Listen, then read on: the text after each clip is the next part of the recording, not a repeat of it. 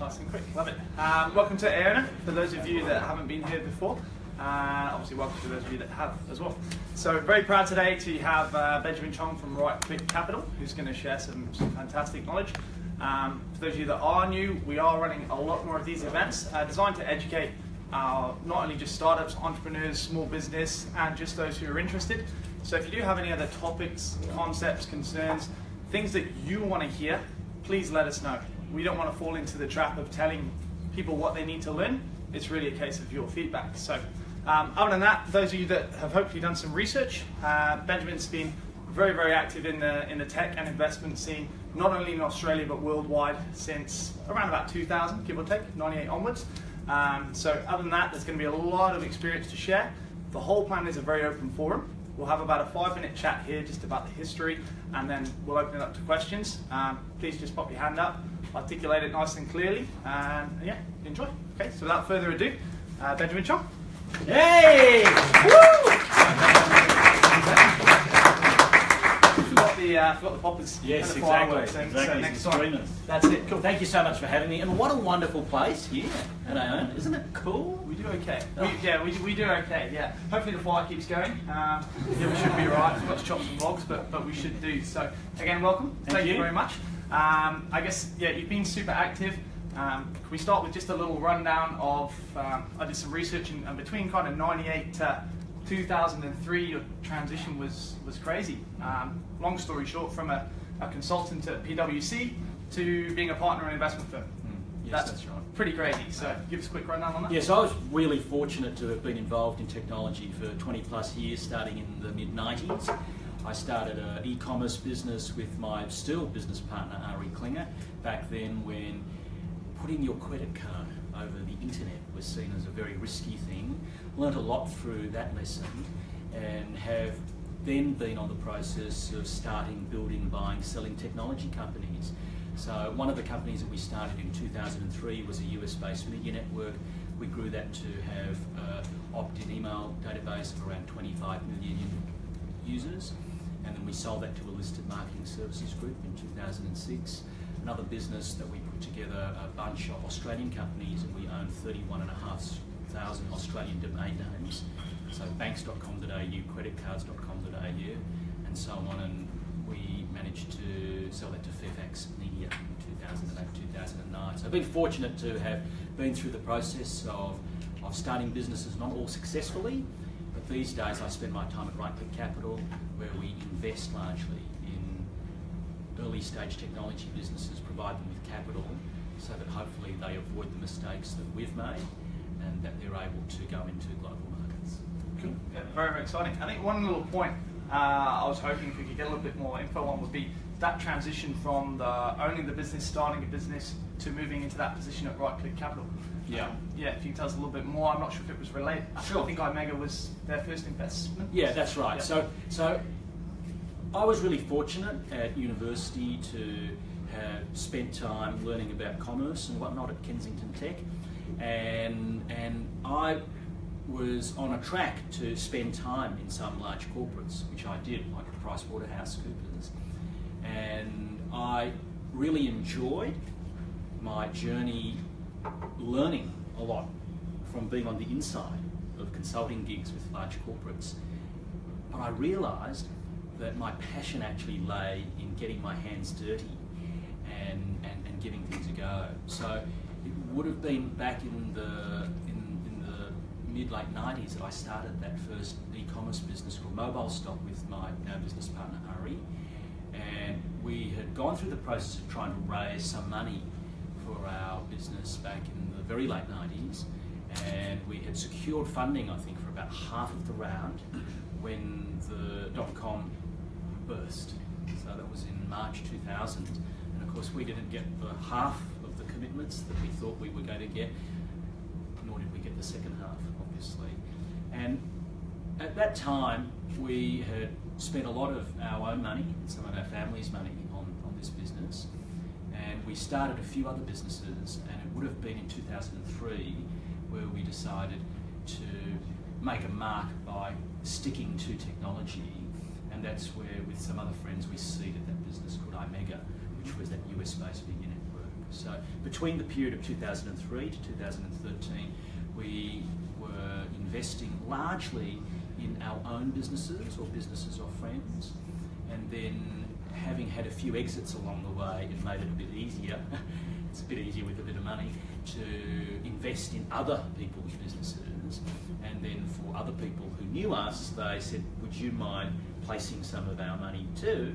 And I think in 2013, 12 or 13, we had a license that allowed us to do that, and then we started a little fund called the City Seed Fund, where we invested, I think, in 10 companies, and then now we have the Right Click Capital Growth Fund, which has had its first close in January this year and has made 3 investments. So all up in our portfolio, I think we have 21 companies. Hopefully I'll sign a shareholders agreement and a subscription agreement today, which will make it 22. Cool. Fantastic, very impressive. That's great. And I think just to summarise our small little chat before we open up, the most recent chapter, from what I can see, is them moving on to the Founders Institute. Yes. Which is also very exciting and very relevant for who we have here. I'm sure there'll be questions on it. So can you tell us just a tiny bit more about that? Sure. So the Founder Institute is a worldwide network of mentors who help founders build meaningful and enduring technology companies.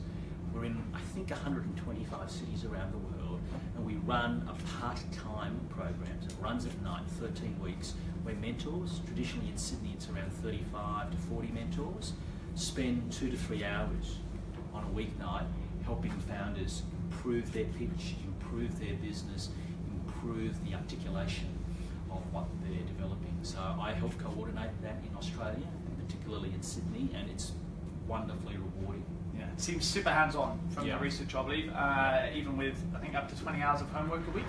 The founders who take part in it, yes, do a lot of work. But if you're starting, if you're starting a new business, there's 168 hours in a week. Yeah. So if you're starting a new business, you should be spending a lot of it, 100%. I would suggest. Yeah, my point exactly, and that's what I think we're like, and one of the reasons we approach you to speak with Aeona is one of the things we pride ourselves on. I won't go the excuse my French route, but is the no fluff approach. You know, in entrepreneurship and small business, we believe if you need motivation, there's plenty of that on YouTube and stuff like that. Yes. We're about practical knowledge, That's implementation, right. which the Founders Institute seems to be surrounded by. So we need to tell our mentors at the Founder Institute, give feedback and be brutal. So when we ask those mentors to rate founders out of 5, if it's not good, give them a 1, give them a 2. In fact, we take the 3 out of the scorecards, because a lot of us, particularly in Australia, we like to sit on the fence. So by polarising that opinion, I think it means that as founders we can get feedback to better improve our businesses. Okay, great. Note to self, Yari on the survey removed 3. And everyone be as brutal as you like, including this Q&A. So, okay, I think that gives us a pretty good summary, I believe, of your story. And for those that didn't go and research, hopefully you all did, on what Benjamin's story is. So if we're happy, I think we'll just open up. You guys aren't here to hear us chat, you're here to get involved. So, questions? Yeah, let's go for it, Alex. Speak up nice and loud, fire away. So you're investing in quite early stage. Yes. What are the key milestones that you're looking for startups before investing? Great. Usually. Okay, and I've been told to give short answers. If you want me to go to the next level of detail, then hit me up, don't be shy. So we look for 3 things. We look for a great founding team, we look for folks who are chasing large markets, or at least large enough markets, and we look for a level of traction. They're the 3 things that we look for. Within the founding team, we like for there to be a combination of technical, commercial, as well as domain experience. If I were going to start a new business in insurance and none of us on the team had any idea about insurance, well, it may work, but the chance of it working is probably lower than a team that has someone with insurance expertise. When it comes to the market, as investors, we need to make a return for our investors. So I know founders say to me, it's difficult. I pitch my idea to lots of people and investors don't want to give me money. Well, I have to do the same thing too. So we have superannuation money, which means some of your money is probably somehow in our fund, and you want to ensure that you have a retirement, don't you? You want to make sure that the pension, as in your own pension, comes on tap when you reach retirement age. So we need to ensure that the market size that you're going after is large, because the return that we need to make for our investors needs to be large. So when we talk about large, we like to think of billion-dollar market sizes. And then when it comes to the T word, the traction word, we like for there to be some signs of traction. For a business that is pre-revenue, it might be in the form of a prototype. It might be in the form of letters of intent or interest from potential customers. But then if you have revenue, if you have product, then I want to know, how sticky are your customers? If I were to call your customer, is your customer going to rave like a fan? Or are they going to say, I could easily substitute this product with a different product? So there's some of the things that we look at. Excellent. Just a quick addition on that last point, because I mentioned what we were discussing last night with my partner. Have you ever called someone's customer as a potential investor? Or do you have people at RightClick that may do that? I have. Or if you would not rather answer. No, I've certainly done that. So we're really, really fortunate. I have a great team of colleagues. I have two partners as well as some associates and analysts. So we're really fortunate. But I actually like talking to the customer, because it's that moment of truth. You can have your friend tell you about their new car. It's fantastic. It goes fast. It's a beautiful red colour. The leather interior is amazing, and you see the car. It's like, were you smoking something? So I think being able to talk to the customer or the client, in the case of a business-to-business type situation, is critical. You mentioned brutal feedback. That's one source on that. And much like when you're pitching or discussing your ideas, if you phone your mum and say, "Is this a good idea?" Unless your mum works for RightClick Capital, she's probably going to say yes. So I think there's some great points to put across. Okay. Next questions. Steph. Hi Ben, Seb at Trolley. G'day. Given that RightClick has been going for just over a decade now, you've definitely seen the Australian investment scene change. Two parts to my question. A, what do you think of the progress of the investment scene in Australia over the last decade versus other markets, yes, i.e. the US? And B, as an entrepreneur, plural as all of us, with a crazy amount of drive and crazy dreams that we're trying to change the world, how do we help in local investors in understanding what we need? Yeah, it's a good question. So the good news is that there hasn't been more money in the Australian system than for a very long time. In 2014 and 15, in fact for the periods 2012 to 2014, an average of between 120 and $157 million per year was raised in Australia for venture capital. Some from multiple funds, which means you have some funds there who raised 20 million, some who raised 30 million. And by the way, when they talk about these raisings, this is for a fund that is going to run for probably 10 years. They invest for the first 3, so if you get 20 million, you're investing, 7 million a year for those first 3 years, and then you harvest for the other 7. So in 2016, I think the number was over $500 million in commitments. So there has been a 4-fold increase in the amount of venture capital in Australia over the last couple of years. I think that bodes well, and that excludes some of the venture capital that has been allocated by corporate venture capital, the likes of the NAB Ventures and Telstra and whatnot. We're talking members of the Venture Capital Association. So there is definitely more money. I would say that money is one of the fastest things to move around the world. Why is it that the currency changes every day? It moves very quickly. So if we have great entrepreneurs who are chasing those big markets and who have got something to show for it, I think attracting investment is more easy. And now, for those of you who are wanting to raise funding, it's a particularly good time. Is that helpful? Good. And then on to part B, if possible. Question with regards to, I guess, what we can do to, educate or boost confidence in local investors that our dreams are bigger than this country of 27 million, whatever, etc. Yeah. So, because the support will be needed hear it first. Yeah, that's right. Look, I think we need to show it. We need to show it, and I think we need to demonstrate that the problem that we might be solving is not just an Australian problem, it's an international problem, i.e. if you are building something that is solving a particular problem, and that you can demonstrate that traction. Because there are some businesses that are inherently difficult to scale outside of where we live.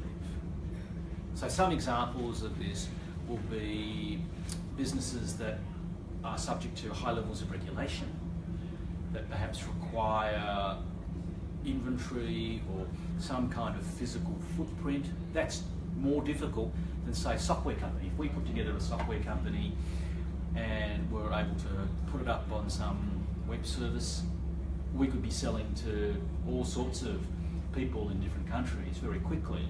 Whereas, contrast, if we had physical product and the physical product need to pass through licensing or whatnot, then that's a lot more difficult, and there's a time lag there. So I think really it is demonstrating the traction. It is particularly difficult when building a new marketplace, and we've invested in a few marketplaces, and we can talk about that if you're interested. And if something is truly disruptive, it tends to require a lot of money. There's no surprises why an Uber has raised how many $billions. An Airbnb, a highly disruptive model, has raised billions and billions of dollars. It's difficult to do that on a small budget. Cool. Excellent. Happy. Cool. Next up. Question? Yes. Hi, Kyle from Franklin Shanks. Just a quick question. I'm curious what your thoughts are on the recent changes to the equity crowdfunding framework and how that might affect both the investment side of things as well as the founder side. Do you think it's going to encourage more? Do you think it's going to shake things up? Or just would love to get your thoughts on that. Sure.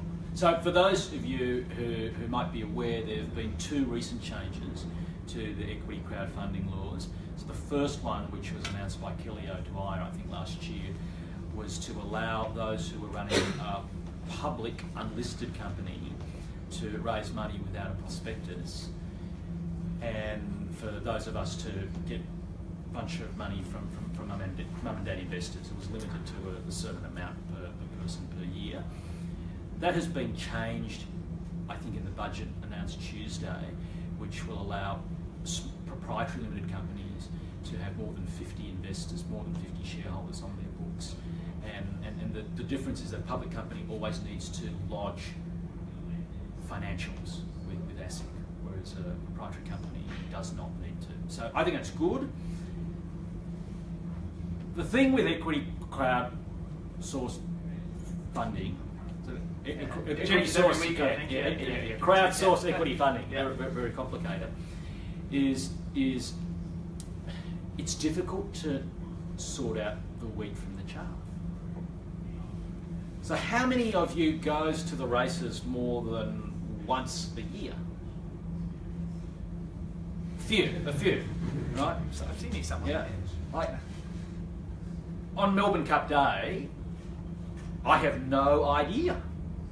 And therefore, if my dad, who doesn't have much of an idea when it comes to early stage tech companies, was presented with these deals, he doesn't really know what is going to constitute traction or a good team or a big market or whatnot.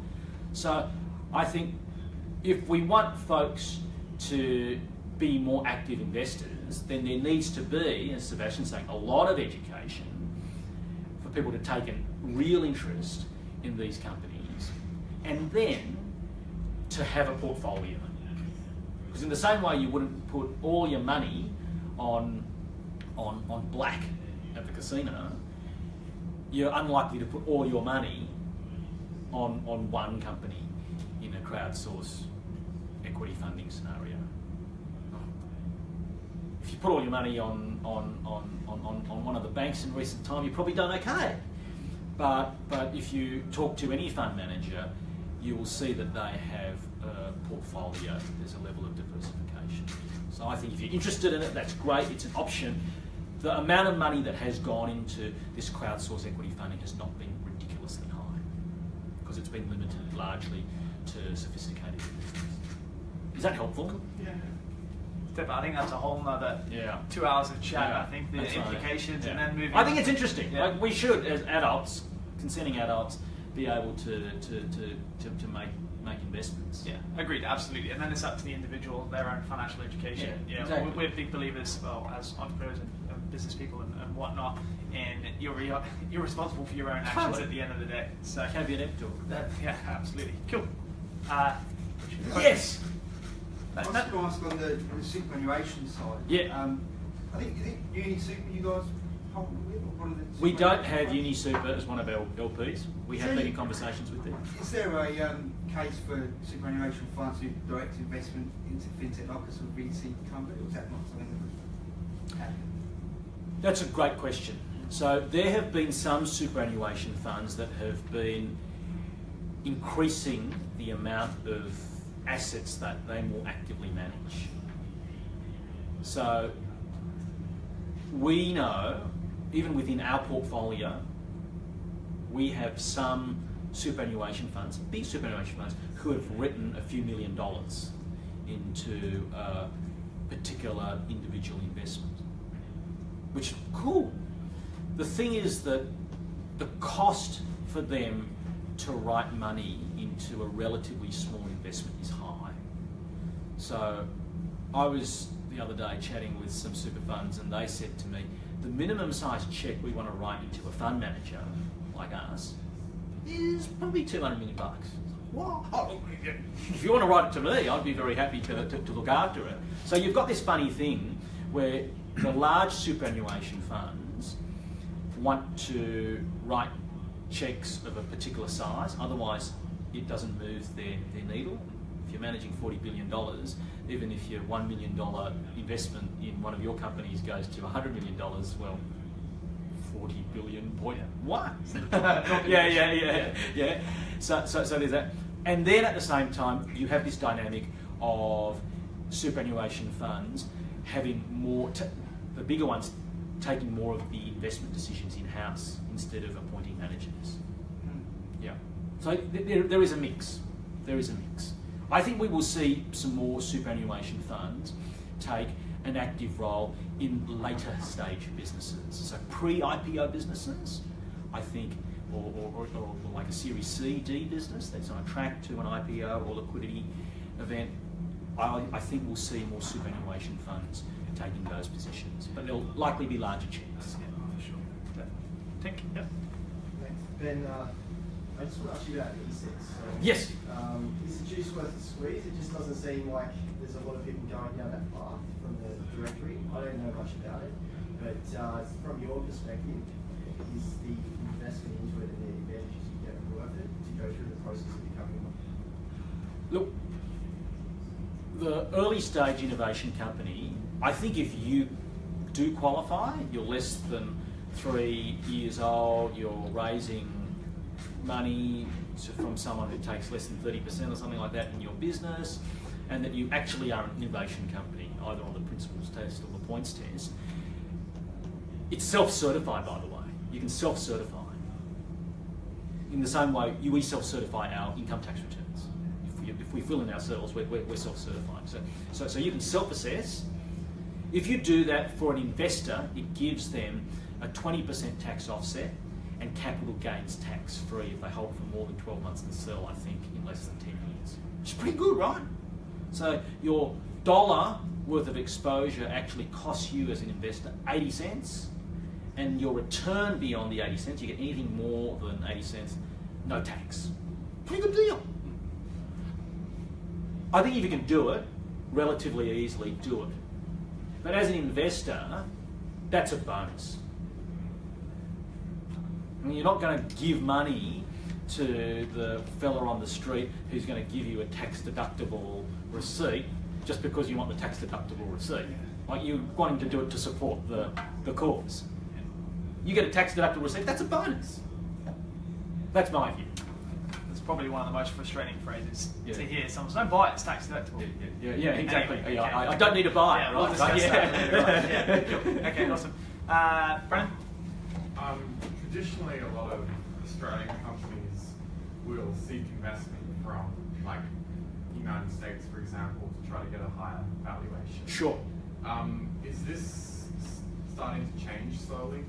And also, have you seen any effects from an increase in Chinese direct investment overseas? Yeah, okay. So, I have travelled to the US regularly for the last 10 plus years. I think I was there 6 times last year, 7 times the year before. And it is not true that you get out at San Francisco Airport, SFO, and as part of the immigration process, they give you a term sheet.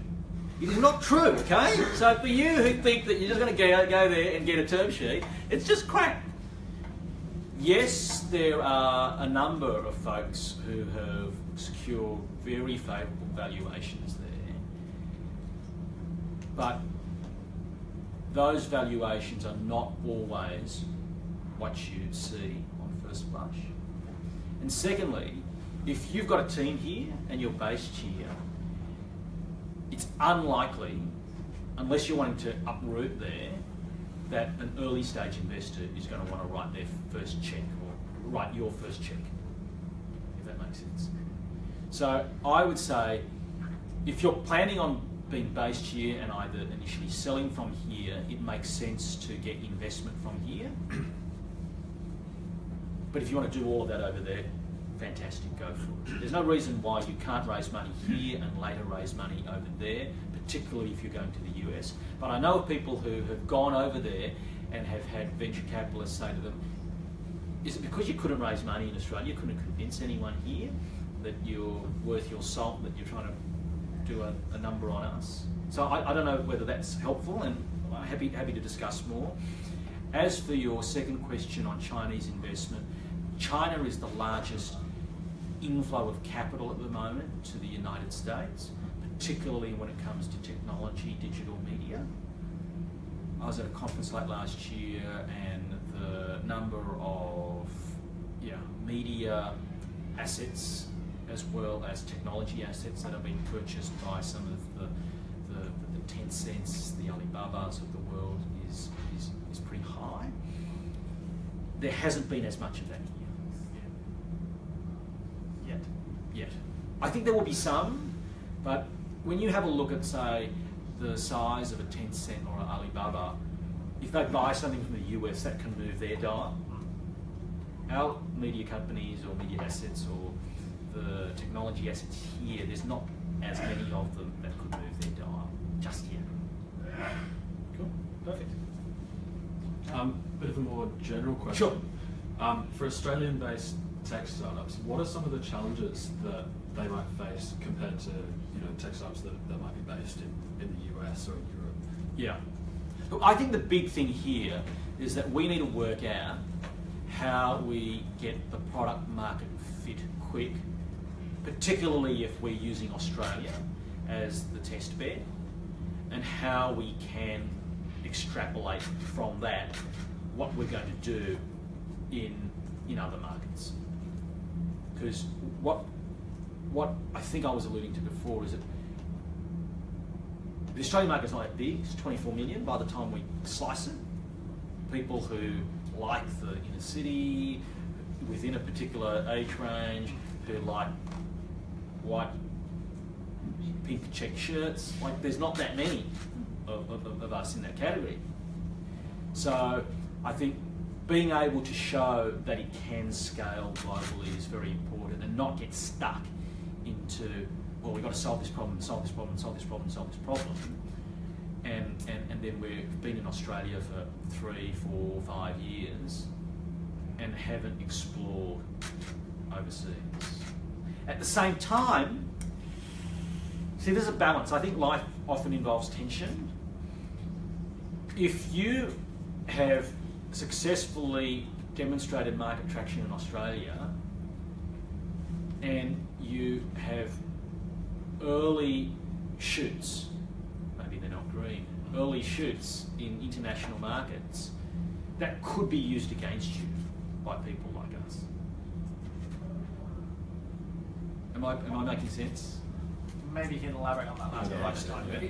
What I'm saying is that, let's say in Australia you've got a cost per acquisition of $100. So you can acquire customers for $100 a customer. Okay, that's good. And assuming your lifetime value, as in the money that you're bringing in from those customers, significantly exceeds $100, let's say it's what, $500-600 over a couple of years, it's pretty good. And let's say you go and do some market testing in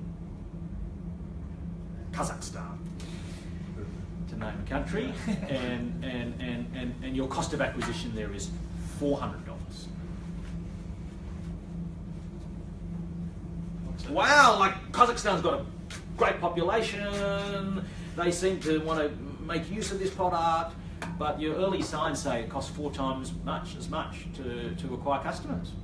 I'm going to have lots of questions, aren't I, as an investor? Can you really scale in Kazakhstan? Or can you show me that in Australia it used to be 400, but over time you were able to get that down to 100, you were able to build efficiencies in your marketing, and we think that there are signs in Kazakhstan that the channels, the distribution partners, whoever, will be able to, over time, as the brand confidence or the brand recognition increases, to get it from 400 down to 100 and scale.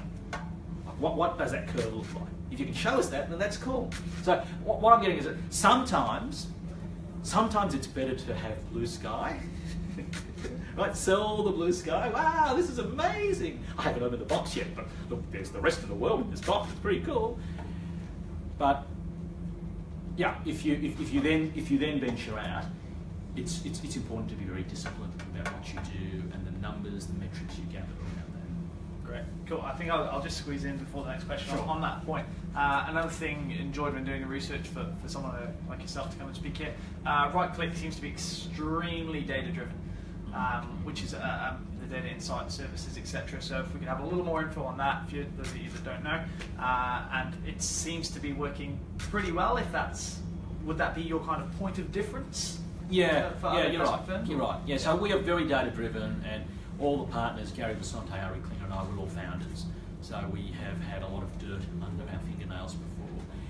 On the data side, we put out a newsletter every week called Internet Dealbook. It's free. So if you want to go to internetdealbook.com. Great. I do actually subscribe, Yeah, so it is actually very, very good. So and you get a digest each week of all the companies that have received investment or that have been acquired, not only in Australia, within this region, but worldwide. So we have a small team of people who goes and gathers this information, and then we publish it every week. And we use that to benchmark. We were talking before about the traction. We use that to benchmark the companies that either we're interested in or that we have investments in. Yeah. Just a point on that as well. You don't just get a list of these things. There's sources for every article, etc. at the bottom. So it's really resourceful as opposed to just hearing what they are. Yeah. So you can click through and you can read the story. Many hours disappear. That's great. Next up, questions? Oh, I've got a couple more otherwise. Yep, Fee. I just wanted to ask, when Right Click invests, does it, whether it's just like early stage startup or like leaving a seed round, does it typically use its own shareholders agreement or subscription agreements? And if it does, it usually sort of just bulk standard, or is it tailored? Great question. Fee, lawyer, Mark lawyers, fantastic. Hit her up. So yeah, we have previously, we're just going through an update right now, but we have previously published our standard term sheet, so it's no surprises when we provide people with a term sheet. And then we also like using standard shareholders agreements and subscription agreements. So the term sheet is what investor typically sends a company or the founders of a company when they're wanting to invest, and it sets out the key terms of the investment, as in what's the valuation, how many shares, what rights, etc. there might be associated with those shares. And then assuming all goes well, in terms of due diligence, there'll be a subscription agreement because we're subscribing for new shares in the company, and then a shareholders agreement, which, if you like, summarises how the shareholders will operate. And yes, we tend to have standard agreements there. Yeah. And the reason we have standard agreements is that we can keep the cost, the legal cost of the financing to, if it's simple, $1,000 to $2,000. I'm so sorry, so then when, just sort of get a flavour of sort of going after investment, is right-click sort of more of a passive sort of shareholder, or is it actually quite involved with sort of the company? We call you every day. In fact, we have Yeah. a phone that will call you every hour to see what progress you've been making, how much time you've been spending on smoke break. No, it depends. So we'll write checks from as little as $100,000 to $200,000 up to a couple of $1 million. For the smaller checks that we write into the early stage businesses, we think it's best for founders to get on with the business of making it happen, because they tend to be pre-revenue businesses. They're businesses that need to find the product market fit, go make it happen. And this idea of you needing to prepare a 60-page board pack and then sit around a table for a 4-hour board meeting once a month is anathema. I think it's just ridiculous in the early stage. But as the business matures, as it gets customers, as it has raised more money, let's say a $1 million plus round, then we will probably take a board seat and one of the other investors who have come in that round will take a representative board seat, yes. But we're not founders of the business. The most we would be directors. Cool. Is that helpful, Pete? Yeah. One slight question to support yourself on in relation to that. So, as someone who is, well, hypothetically then excited in investment from yourself, and you hand over your term sheet, as little old me, that any pushback, or do I have to lay over and accept, or variable? Great question. Yeah. Look, we, as founders, we have previously been presented with heinous term sheets, with what they call multiple liquidation preferences and ratchets and all sorts of crazy things. Split injunction. Yeah, we try to keep it very simple. We try to keep it very principles based, and for our seed stage financing, we've never changed our term sheet or the major terms for a seed stage financing, as in when we're the first money in. Obviously, in a business where there have been a lot of other investors and there's larger checks coming in from perhaps other sources, there can need to be flexibility on both sides. Yeah. Is that helpful? That's perfect. I assume, again, my kind of responsibility is to, if that doesn't feel right, let's speak with someone and then weighing up the fundamentals. Exactly. If we can't agree, we can't. The important thing is to talk about it. I think the other thing, if I can say, and I promise we'll get to use, asking what your investors, I hope this doesn't come back to bite me, but asking what your investors will do for you is really important. Because money's great, fantastic, and sometimes you might just want the money, but you don't want an investor who's going to interfere in a negative fashion. Introductions, boom, yeah, bring it on at the right time. But you don't want the investor who wants to take you on as their special project because they've got some vicarious pleasure in chewing up your time. You don't want to be that hobby thing. Yeah, cool. Okay, that again I think is a whole other conversation. It's great. At the back. You are mentioning you are very data-driven. Can you describe a little bit how is your process of due diligence and how deep is your financial modeling? I'm asking it because I come from, I've been working in investment banking for traditional industries, but for internet-based businesses, how is it if there is so much uncertainty compared to other industries? I'll just repeat that quickly just for the microphone, for the video. So just as a very data-driven investor, a quick example of the due diligence and financial modelling, you may go into, again, a vast conversation, I'm sure. Sure. But a few examples maybe we wouldn't hear from someone else. Yeah, so if it's a very, very early stage business, it's difficult for us to perform a huge amount of due diligence. There's no contracts, there's no customers for us to talk to. It's pretty difficult to perform deep dive due diligence. So what we then do is we spend time with the founding team to get a sense of whether we believe the founding team has the characteristics of a successful team. One of the things we do for all of our investments is we ask our founders to take part in a DNA assessment, a founder DNA assessment, entrepreneurial DNA assessment, which is a psychometric test that we've put together with the professor from the University of Toronto to help identify who are founders who have great entrepreneurial talent. As a business is more mature, yes, we will want to understand the financials in more detail and be across the modelling. As I said before, talking to customers is really important to us, as in the company's customers or clients is critical, and understanding the perspective from, say, their existing investors. I can tell you that I like going to the rugby, but why don't you ask my friends whether I go to the rugby and whether I cheer or indeed understand the game. So that's what we like to do. We like to validate any of the assumptions or the assertions that have been made on behalf of the company. Yeah, I think that's a great point there, because quite often with smaller stage startups, etc., we believe we don't have data. However, being able to turn that qualitative data of people liking things and then learning how to grade that through surveys, through contacting other people, we actually have to stick in. I think this is quite important for where we're all at. It's a huge focus, or it feels like, on accelerators, incubators, that kind of stuff. Spoken and cross paths with a lot of founders where it often feels like after they graduate there's not a lot of support. So then there seems to be two kinds of angles. One is it's not their job, and then the two would be, in my head, well, maybe then it hasn't actually prepared them to graduate.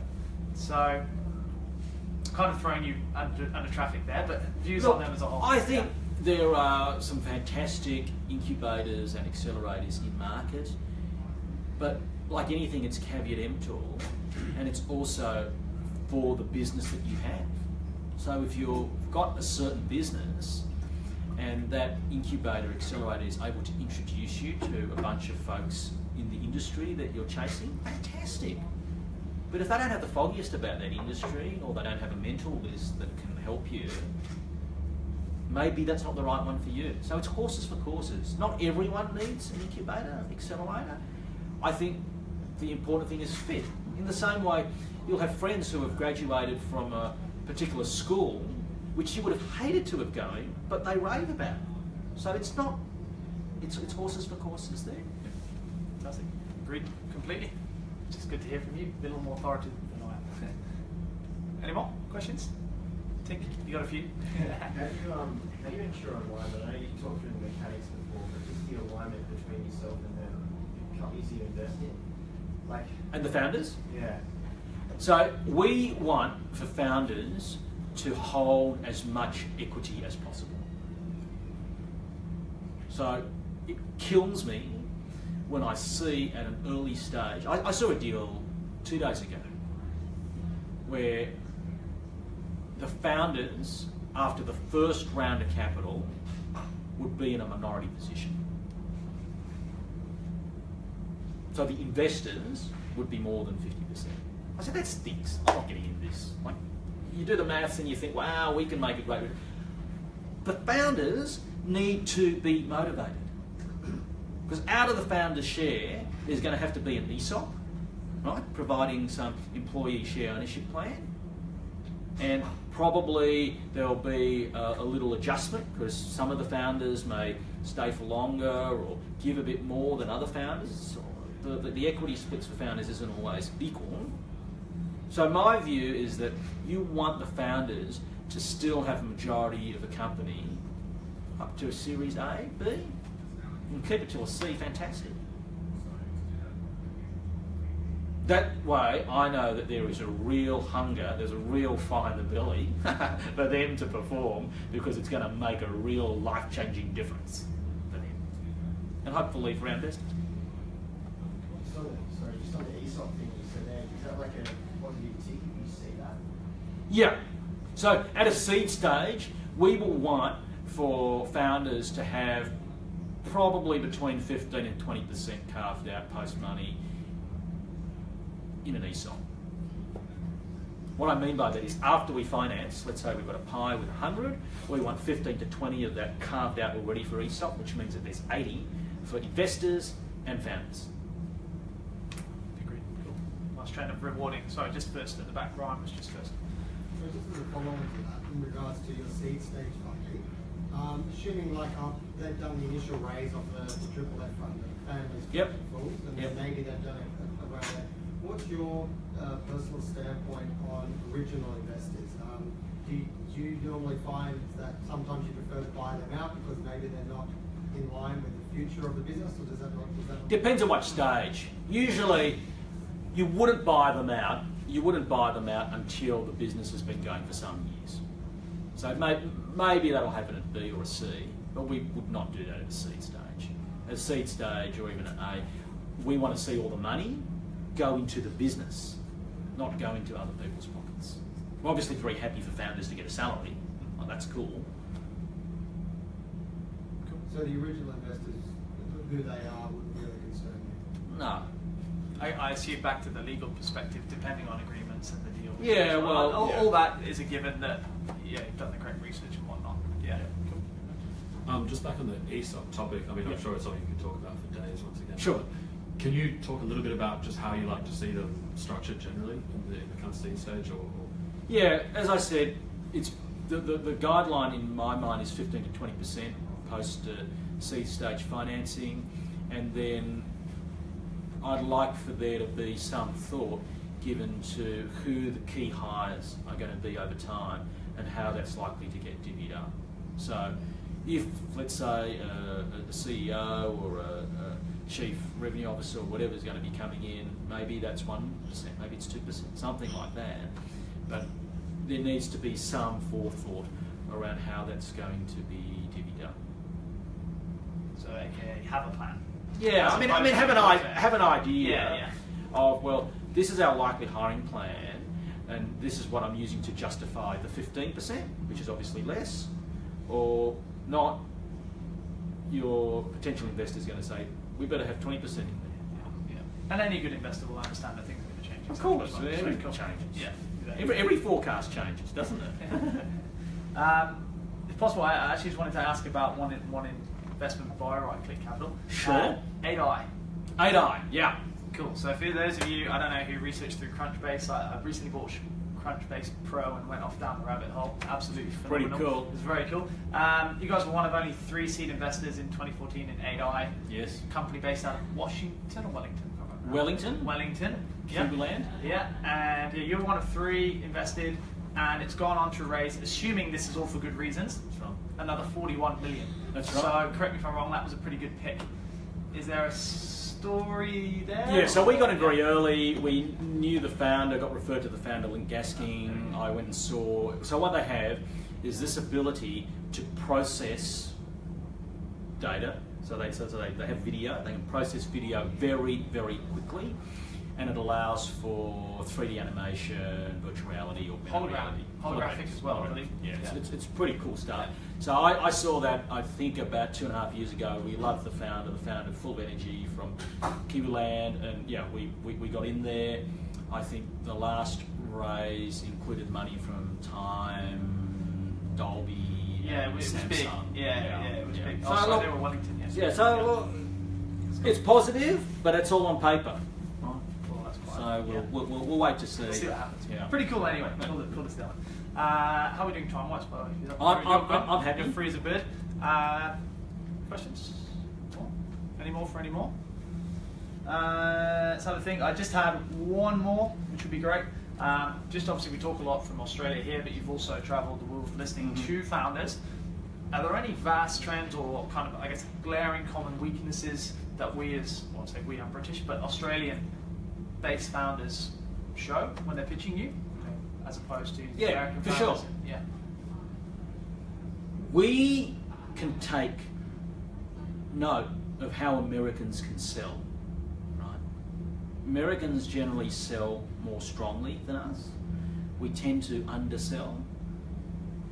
And I think one of the things we can do to improve that is by being very clear in our articulation of what we do, who our customer is, and what our special sauce or secret sauce or differentiator is.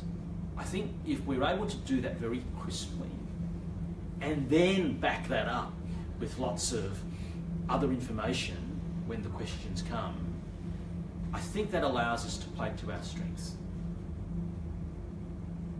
Because yeah, it's difficult to switch from being a little more laid back, perhaps a little more humble, than a in-your-face hard sales.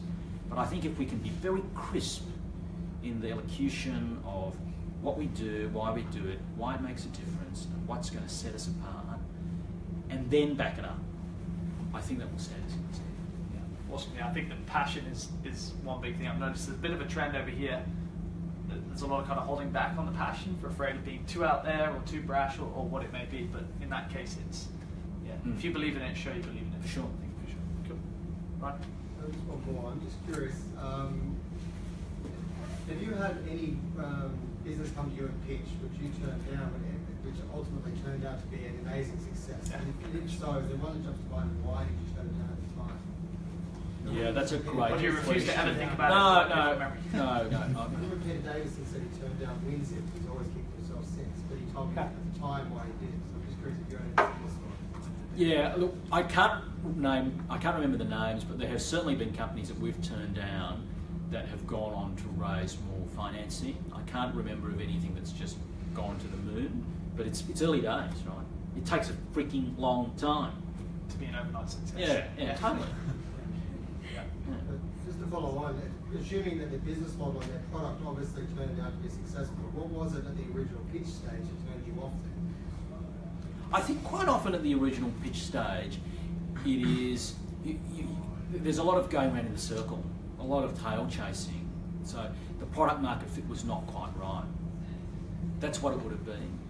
So quite often we'll see really strong teams, and we like the team, but we have this thing in the back of our mind on the product market fit.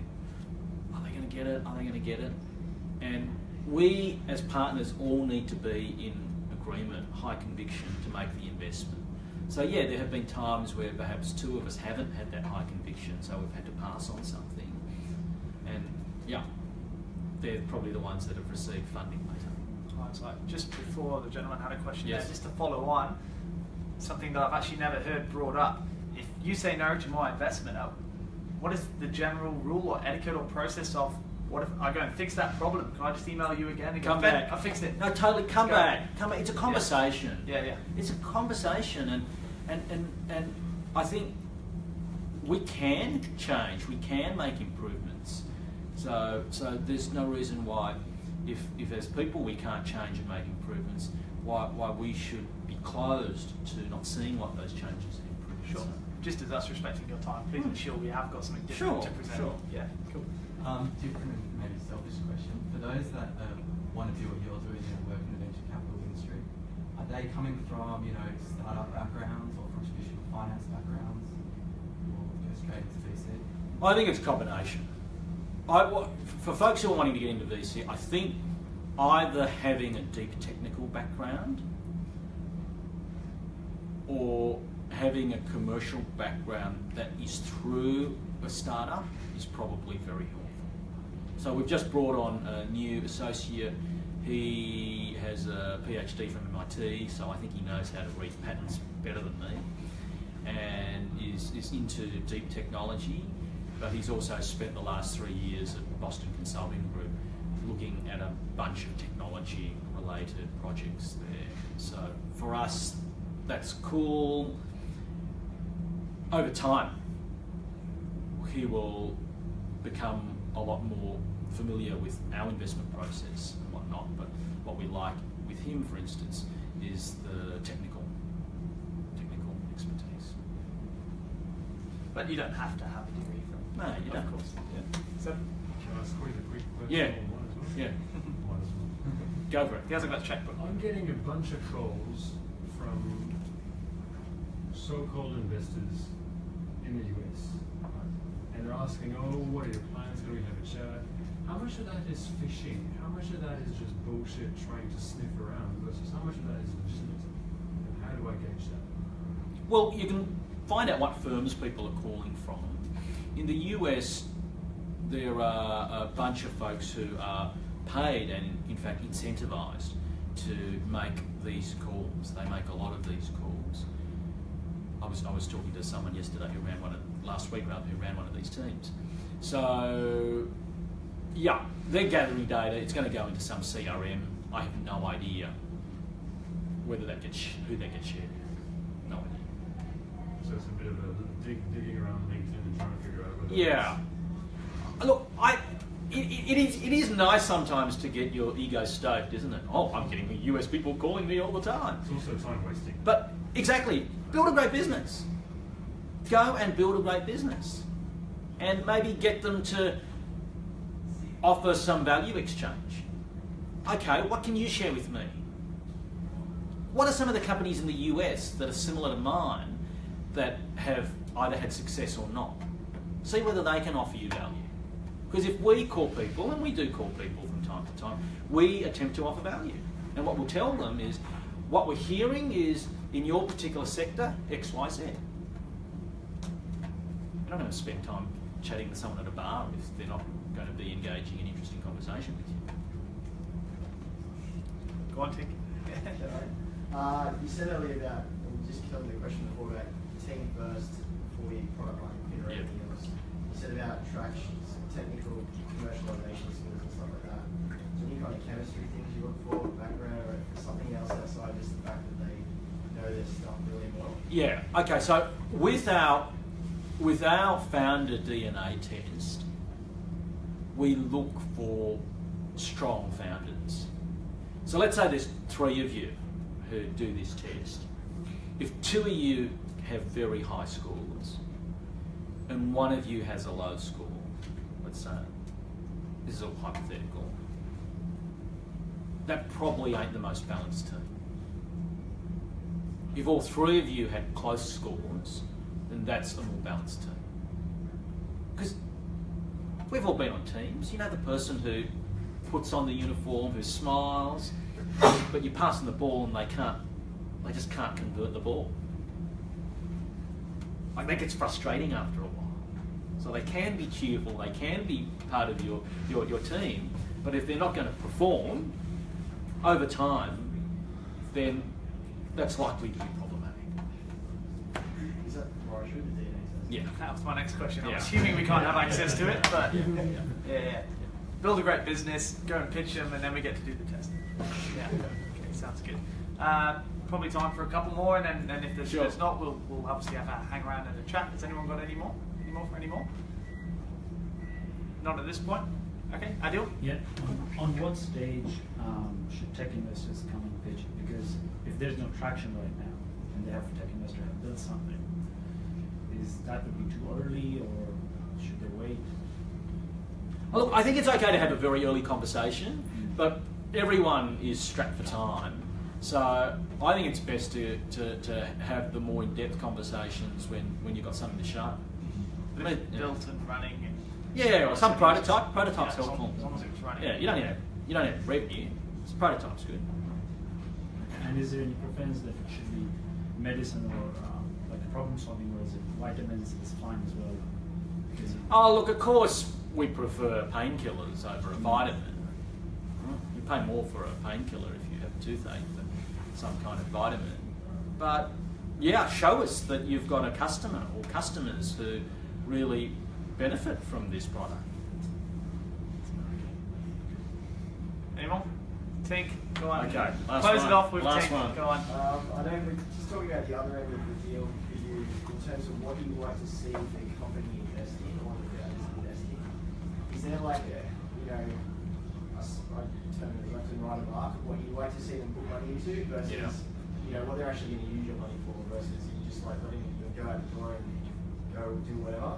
Yeah, that's a really good question. So we clearly want to know where the money is going, and we like the money to often go into 2 buckets.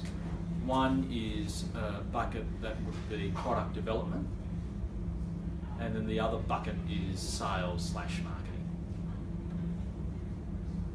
Now, obviously, you need an office, you need to pay yourselves, you need staff.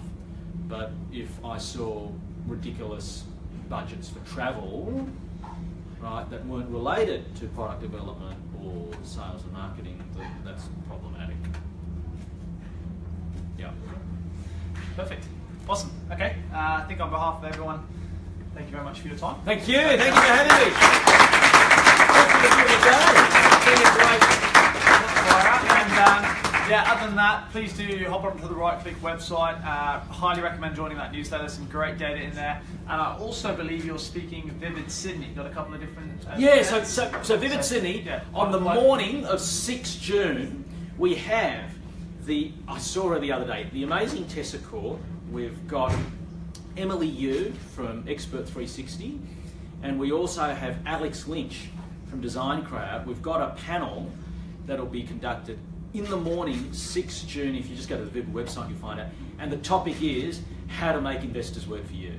So I'm going to be asking them questions on what did they do. So instead of the founders kowtowing to the investors, it should be the other way. So I'm going to find out what they were able to do to get the introductions, the contacts, the networks, etc., from their founders, from their investors. Excellent, awesome. Shameless plug. Go get a ticket. We'll see you in there. Okay. Thanks, guys. See ya.